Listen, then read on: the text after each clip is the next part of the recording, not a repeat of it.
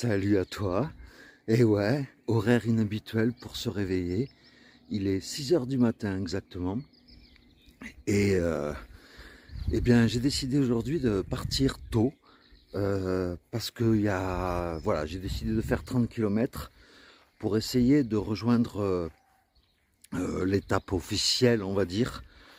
Tout simplement parce que, en fait, si tu te rappelles de Sophie, hein, la petite Sophie avec qui j'ai marché pendant presque 2 semaines côté français, eh bien, elle me rejoint à Léon le 11 juin. Donc voilà, faut pas non plus que je fasse du tourisme. Et vu que hier j'avais fait une petite étape, donc aujourd'hui j'ai décidé d'en faire une petite plus grosse, quoi. Voilà, tout simplement. Mais voilà, en partant tôt, je vais prendre mon temps aussi, tranquille. Donc voilà. Eh bien, en tout cas, bienvenue sur cette nouvelle vidéo. C'est le jour 49 et bientôt 50 de ma grande randonnée sur les chemins de Saint-Jacques-de-Compostelle. Voilà, allez, on y va, c'est parti. Même s'il est tôt, allez, un petit café d'abord avant d'entamer la route. Et puis là, je remballe mes affaires, hein, parce que je suis toujours devant l'église, bien sûr. Et puis allez hop, c'est parti. Bon, là, j'ai été obligé de mettre le mode de nuit, parce que sinon, on n'aurait rien vu du tout. Voilà, le café chauffe tout doucement. C'est impressionnant, le mode nuit n'empêche, on croirait qu'il fait jour. C'est dingue. Regarde la différence avec le mode normal, quoi. C'est dingue, là, c'est beau la technologie quand même. Là, on n'y voit presque rien. Eh bien voilà, il est exactement 6h30. La cloche de l'église vient de sonner la demi-heure. Eh bien en fin de compte, il me faut exactement 3/4 d'heure pour tout remballer le matériel, c'est-à-dire dégonfler le matelas pneumatique, plier le matelas en mousse, plier le duvet, faire un petit café, faire un petit brin de toilette vite fait, à l'eau froide, ça réveille. Et donc il faut 3/4 d'heure le matin pour me préparer. Donc voilà. Donc 6h30, je pars donc du village où je suis, je ne me rappelle pas du nom, mais je prends déjà une première étape, l'étape dite officielle d'hier, c'était donc Nachela.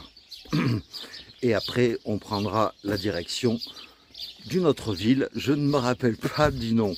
C'est difficile, tu sais, de retenir tous les noms de villages. Donc, ben allez, on y va tout doucement, mais sûrement.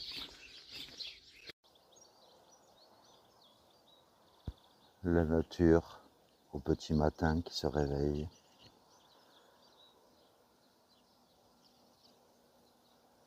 Avec un lever de soleil là.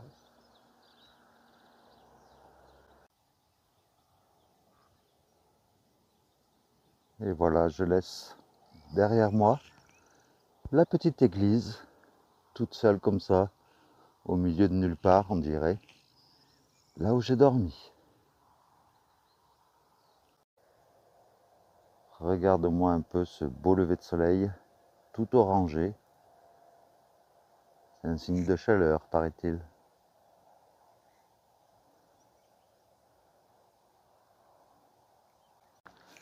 Ah, puis oui, j'ai oublié de te présenter également le dénivelé du jour. Avec aujourd'hui, bah là ça va descendre tranquillement jusqu'à Nachela. Et puis après, ça va un peu remonter, mais ça va aller. Voilà, c'est une étape qui devrait être à peu près tranquille.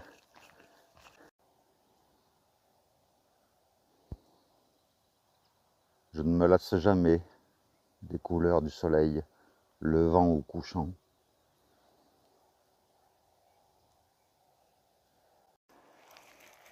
Et donc hier, dans vos commentaires, en fait, eh bien, j'ai appris que tout le vignoble qu'il y a ici, c'est le vin de la Rioja. C'est un vin très réputé apparemment. Je ne connaissais pas, donc grâce à vous, ben, j'apprends des choses.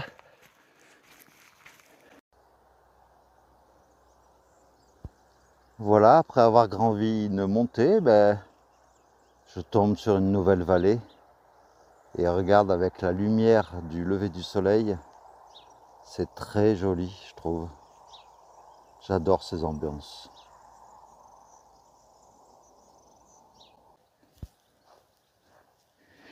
En fait, tu vois, le sol ici, il est sableux. C'est peut-être pour ça que la vigne elle pousse bien, je ne sais pas.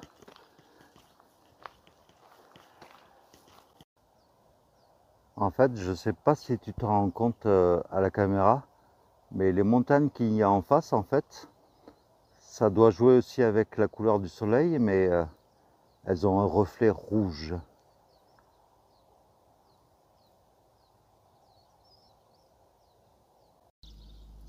Tiens, une caselle, enfin presque, hein, parce que là c'est tout cimenté.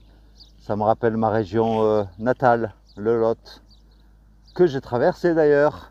Si tu regardes un peu dans les vidéos 12 à 20 à peu près, ben, j'aurais pu presque dormir là aussi ce soir, hier. Ah ben voilà, je suis à l'entrée de Nachela et bon ben hein, le paysage il est pas très accueillant. On tombe dans une petite zone industrielle. Mais en fait je voulais dire que bon en Espagne c'est bien, hein. En Espagne ils font des grands sentiers larges, mais le problème c'est que les voitures également peuvent rouler sur les chemins comme ça, ou les tracteurs. Comme tout à l'heure, j'ai un tracteur qui est arrivé derrière moi. Et voilà, c'est ça qui est un peu regrettable. Que ce ne soit pas des chemins que pour les randonneurs. Et que ce soit mélangé surtout avec des véhicules, quoi. Eh bien voilà, je suis arrivé à Nachela et puis là je me prends un vrai bon café. Donc il est 8h30, donc tu vois, c'est comme si à la limite je partais d'ici ce matin avec une étape de 20 km. C'est cool.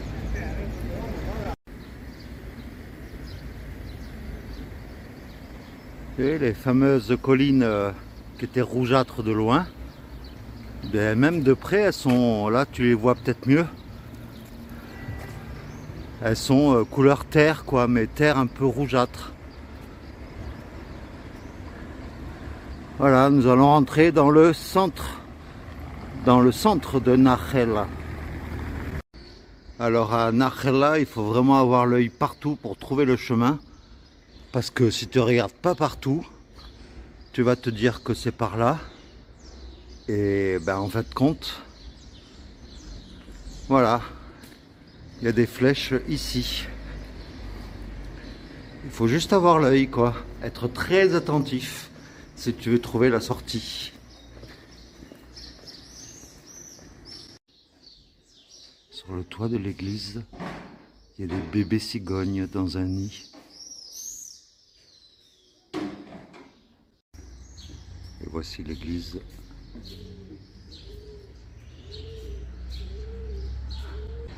Avec le nid de cigogne qui est en équilibre, à moitié dans le vide.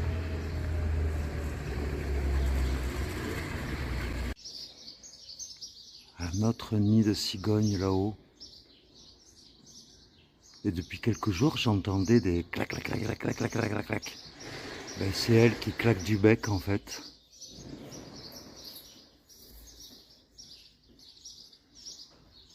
Bon, ben, dommage qu'il y ait des travaux devant.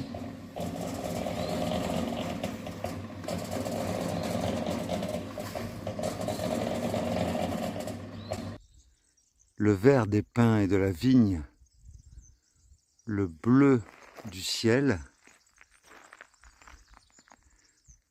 le blanc du sentier et le marron ocre de la terre, ça fait un ensemble pas mal du tout. C'est l'heure de sortir les brebis ou les moutons.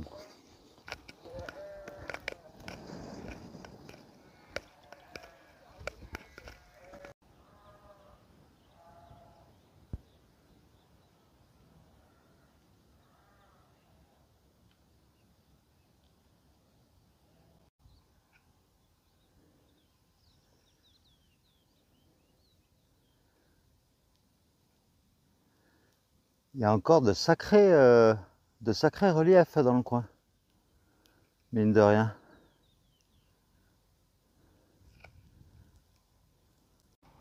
Ah ben dis donc, aujourd'hui, pourtant j'ai rien mangé encore, mais j'ai la force d'un lion. Je viens de gravir une montée là, je l'ai montée d'une seule traite. Je m'étonne de plus en plus, jour après jour. C'est impressionnant, je sais pas ce qui m'arrive. Je suis hyper motivé. En fait, là où je suis entouré de montagnes.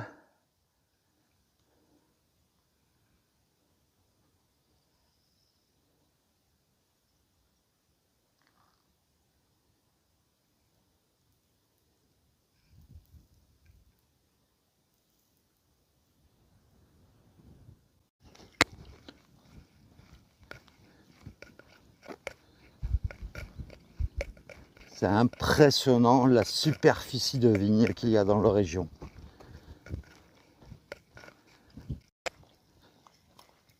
Bien voilà, un autre randonneur qui fait comme moi, qui écoute de la musique en marchant. Et le tout devant le petit village d'Azofa, dans lequel nous arrivons. Ah, ben dis donc, je me sens en pleine forme aujourd'hui, je sais pas ce que j'ai. Et j'ai une force surhumaine. Donc, bah, tant mieux. Il y a des jours comme ça où tout va bien, où on est au top.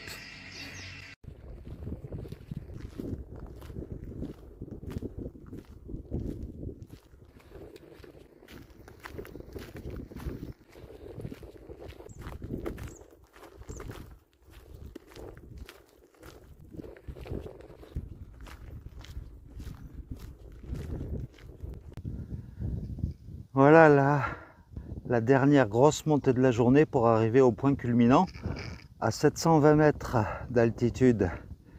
Mais aujourd'hui, je pourrais soulever des montagnes.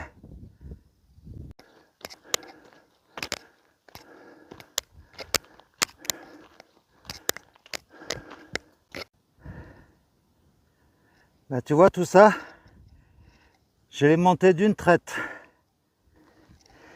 Et c'est pour ça que je voudrais parler aux personnes dans les commentaires qui me disent souvent je n'arriverai jamais à faire plus de 15 km par jour, j'ai pas la condition physique.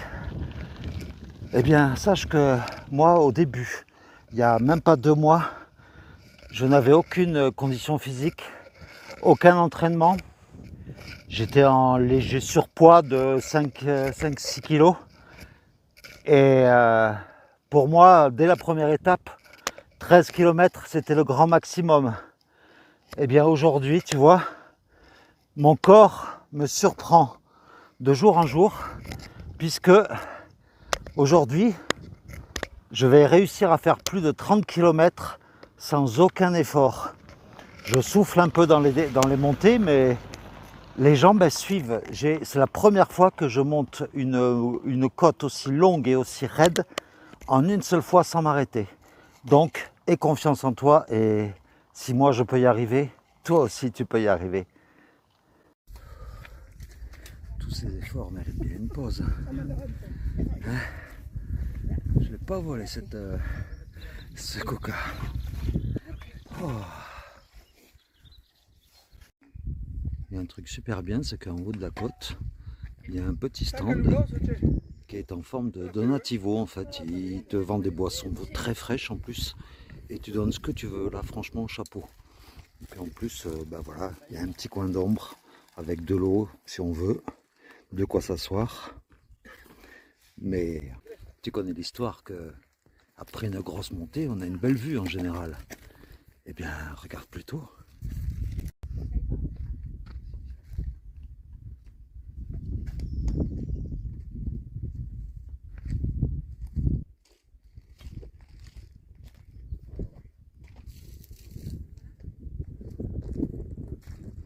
Nous sommes à 720 mètres d'altitude. Et donc je viens depuis Narjela, j'ai monté 240 mètres de dénivelé positif. Et le tout sans m'arrêter. Je suis pas peu fier quelque part.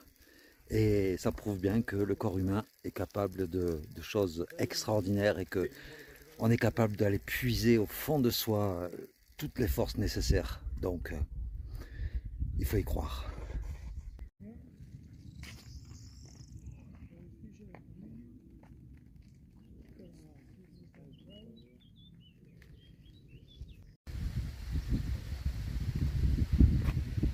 Nous voilà arrivés à Sirenia,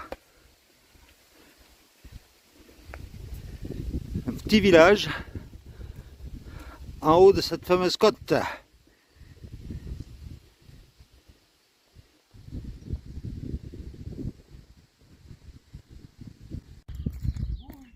Et au bord de la route, de la culture de houblon. Le houblon, ça sert à faire la bière, la cerveza. Voilà une redescente vers la destination finale d'aujourd'hui, Santo Domingo de la Calzada. Eh bien, c'est tout droit. Ça monte un peu, ça descend un peu, mais il n'y a pas d'ombre. Santo Domingo de la Calzada.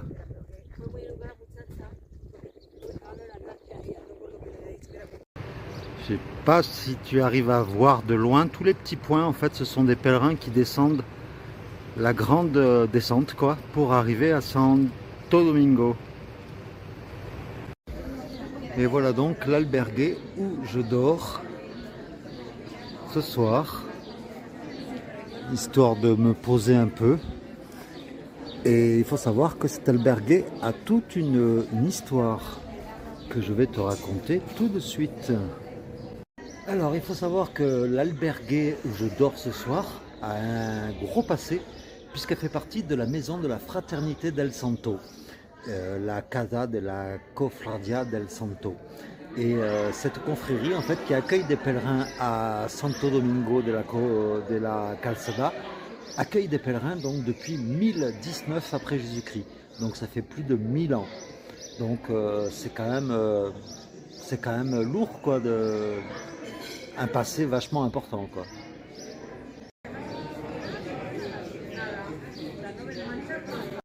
Donc c'est un grand complexe, hein. Il y a 220 lits en tout, avec des dortoirs sur 2 étages. Donc il y a tout ce qu'il faut, là où il faut, avec les douches et tout, quoi. Voilà, c'est pour laver le linge, un petit jardin pour se rafraîchir. Ah oui, puis j'oubliais, il y a des coqs et des poules. Bienvenue à Santo Domingo de la Calzada. J'ai l'impression d'être tout seul dans cette ville. Il n'y a personne. Bon, tu vas me dire, il est 14 h, c'est vrai. Mais ça fait bizarre, une grande place comme ça, vide.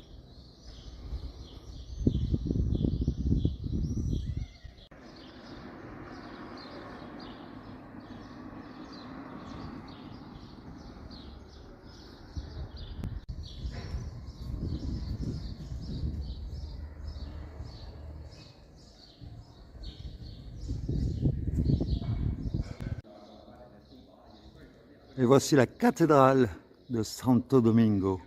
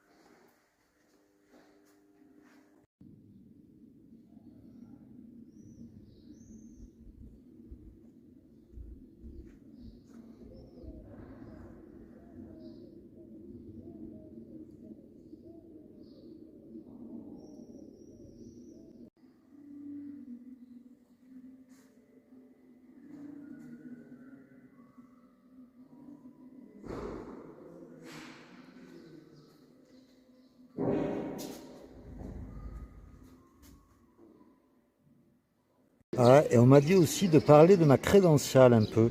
Et bien voici tous les tampons que j'ai depuis que je suis parti au Puy-en-Velay. Soit 49 jours de marche. Alors il y a déjà une phase de plaine. La deuxième est presque pleine aussi. Et du coup, j'en ai acheté une autre à Saint-Jean-Pied-de-Port pour faire la suite en fait. Pour arriver jusqu'à Saint-Jacques-de-Compostelle. Voilà. Après, si tu regardes bien, il y en a des sympas des tampons. Hein. Comme celui d'Émile Borne. Un gîte où j'avais dormi. Un autre gîte où on voyait les Pyrénées de très très loin.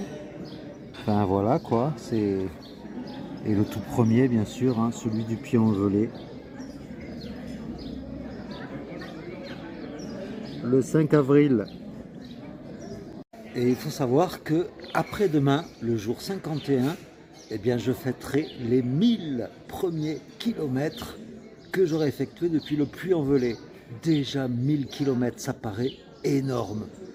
Je vois pas le temps passer, franchement. Voilà un exemple d'une petite église qui est fermée. Les portes sont ouvertes, mais en fait, il y a une porte vitrée. Et donc, on peut regarder qu'à travers la vitre. C'est quand même dommage. Et cet édifice, donc, qui est fermé, est un ancien monastère cistercien du XVIIe siècle.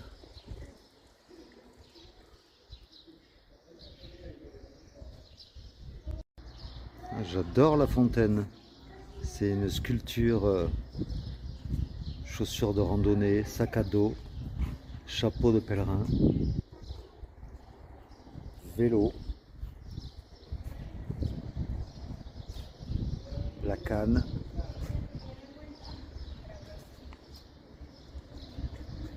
Et la gourde, en fait, ça correspond à la fontaine. C'est bien foutu, hein.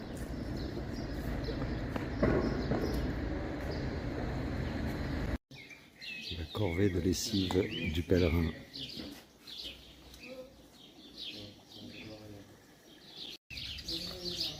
Ah, c'est la saison des amours, on dirait, hein. Les mâles se battent pour une femelle.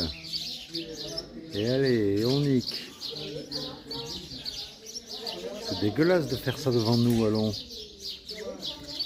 Regarde-le, regarde-le. Ah, il va y arriver, hein. Ah, ça se chamaille, hein.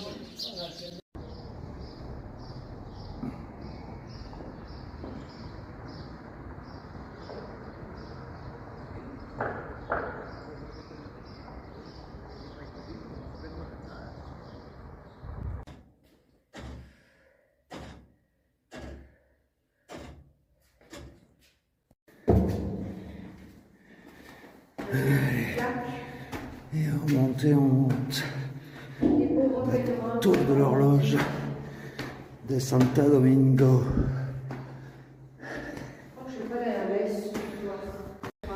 Et arrivé en haut de la tour de l'horloge.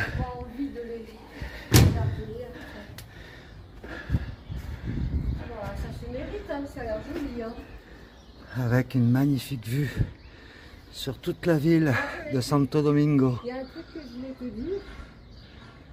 Elle est tombée 2 fois, je relirai pourquoi elle est tombée. Ouais.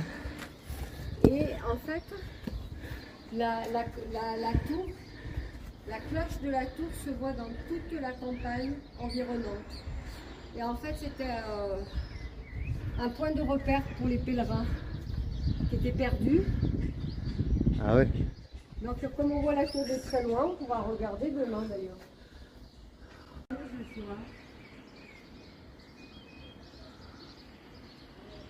Voilà la tour de l'horloge en détail. Avec l'énorme cloche juste à côté de moi, j'espère qu'elle va pas sonner.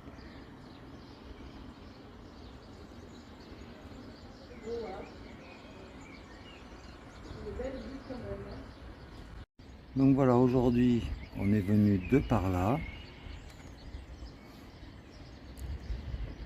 Donc là c'est relativement plat. Et voici ce qui nous attend dans les prochains jours.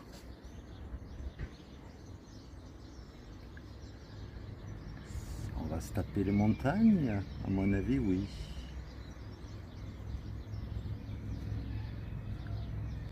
Et donc, si ça t'intéresse de visiter la cathédrale, il y a un tarif spécial pèlerin de 5 € qui te donne accès donc à la cathédrale, à la crypte et également à la visite de la tour de l'horloge qui est juste à côté de la cathédrale. Voilà. Eh bien voilà, hein, le tour de Santo Domingo de la Calzada est rapide à faire, hein, c'est pas une grosse ville non plus. Donc je t'ai montré le principal. Alors, eh bien, j'espère que à nouveau cette petite vidéo t'aura plu. Voilà, hello, peut-être des fans espagnols. Et donc j'espère que ça t'aura plu. Et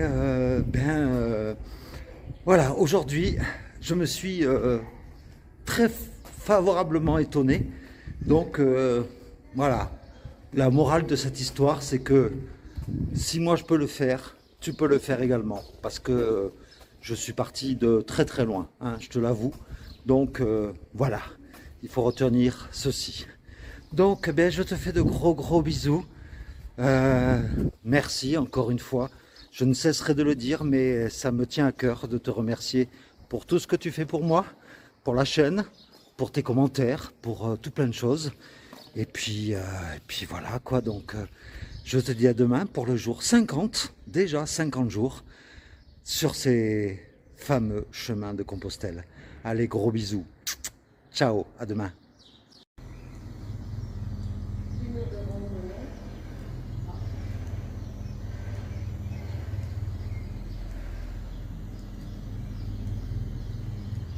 Se mettent tous à sonner.